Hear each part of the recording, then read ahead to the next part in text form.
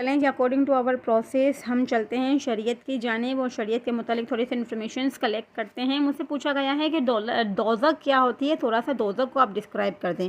تو میں آپ کو آج جو ہے نا دوزخ کے ڈیفینیشن اکارڈنگ ٹو شریعت بتاتی ہوں کہ یہ دوزخ کیا ہے۔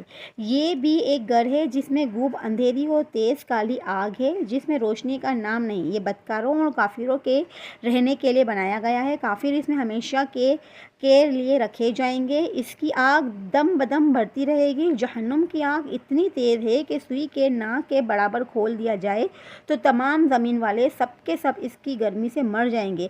اگر جہنم کا کوئی دروغہ دنیا میں آ جائے تو اس کی ڈراؤنی صورت دیکھ کر تمام لوگوں کی جان نکل جائے، کوئی زندہ نہ بچے۔ جہنمیوں کو طرح طرح کا عذاب دیا جائے گا۔ بڑے بڑے سانپ بچھو کاٹیں گے، بھاری بھاری ہتھوڑے سے سر کچلا جائے گا، بھوک پیاس بہت لگے گی، تیل کے تلچم کے ایسا کھلتا پانی اور پیپ پینے کو کاٹنے ازار زہریلا پھل کھانے کو ملے گا۔ جب اس پھل کو کھائیں گے تو یہ گلے میں رک جائے گا، اس کے اتارنے کو پانی مانگیں گے، وہی کھولتا ہوا پانی دیا جائے گا۔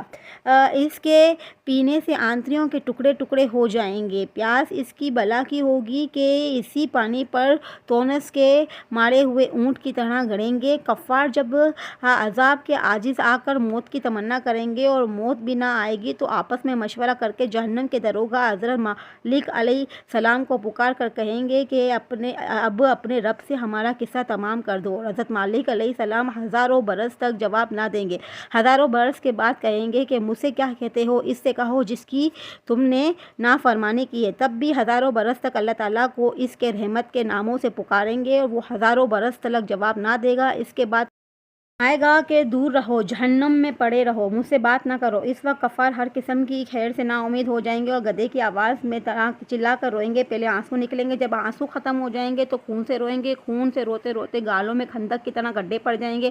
رونے کا اور خون اور پیپ اتنا ہوگا کہ اس میں کشتیاں ڈالی جائیں تو وہ چلنے لگیں گی۔ جہنمیوں کی شکل ایسی بری ہوگی کہ اگر کوئی جہنمی دنیا میں اس صورت میں لایا جائے تو تمام لوگ اس کی بدبو اور بدصورتی کی وجہ سے مر جائیں گے۔ آخر میں کفار کے لیے یہ ہوگا کہ ہر کفار کو اس کے قد کے برابر صندوق میں بند کر دیا جائے گا، پھر آگ بھڑکائی جائے گی اور آگ کا کفن لگا دیا جائے گا اور پھر یہ صندوق ایک اور دوسرے صندوق میں رکھا جائے گا اور دونوں کے بیچ میں آگ جلائی جائے گی اور اس میں بھی کفن لگا دیا جائے گا اور پھر اسی طرح اس صندوق کو اور اس دوسرے صندوق میں رکھے گئے آگ کے کفن کو لگا کر اس کو آگ میں ڈال دیا جائے گا۔